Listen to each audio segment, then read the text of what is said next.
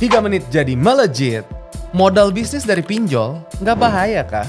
Nih hari ini kita pengen ngomongin pinjaman online itu langsung bikin orang sensitif. Tapi karena stigmanya udah negatif duluan, tapi coba kalau kita pisahkan antara pinjol buat konsumtif dan pinjol buat produktif. Faktanya di luar sana teman-teman, banyak banget pengusaha kecil yang mulai bukan dari warisan, bukan dari investor, tapi dari pinjaman.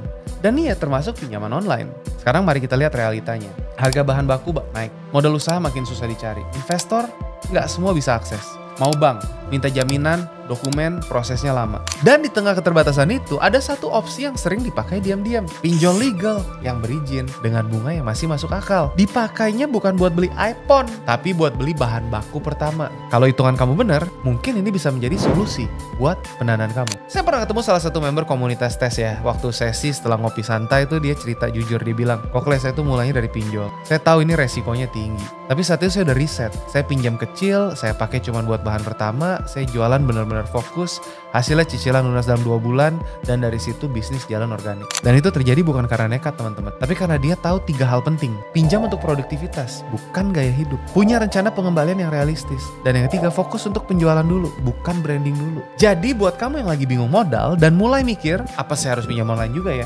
Jawaban saya, bisa. Tapi kamu harus disiplin. Ini yang kamu perlu pikirkan dan pertimbangkan kalau kamu mau ngambil modal dari pinjol.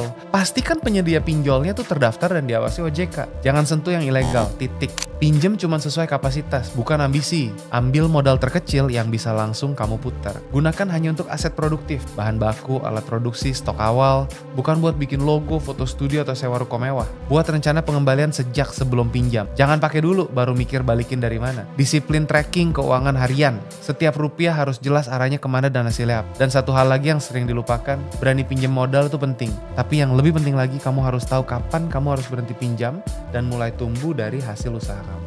Sekarang saya pengen kamu jujur, kalau kamu punya 5 juta dari pinjaman yang sah dan masuk akal, apa hal pertama yang akan kamu lakukan untuk bisnis kamu? Tulis di kolom komen, coba kita sharing bareng-bareng. Mana tahu, di sini kamu bisa mengukur, teman-teman juga bisa saling lihat ya, seberapa siap kamu siap untuk megang uang pinjaman, dan seberapa produktif kamu bisa ngelola kepercayaan. Saya sering diskusi ginian tuh sama teman-teman di The Entrepreneur Society. Banyak yang nanya waktu itu, kok bisnis kecil gimana bisa mulai kalau semua modalnya serba mahal? Dan saya jawab, bukan soal bisa atau enggak pinjam, tapi kamu bisa dipercaya atau enggak untuk jaga dan kembangin uang itu. Dan dari pengalaman saya, orang yang bertumbuh tuh bukan yang modalnya gede, tapi yang berani tanggung jawab atas setiap rupiah yang dia pakai. Kalau kamu pengen belajar gimana muter modal kecil jadi mesin bisnis yang sehat, dan butuh ruang buat diskusi tanpa dijudge karena kamu belum punya investor, kamu tahu tempatnya. Ayo belajar bareng di komunitas kita, The Entrepreneur Society, Go Bold and Beyond.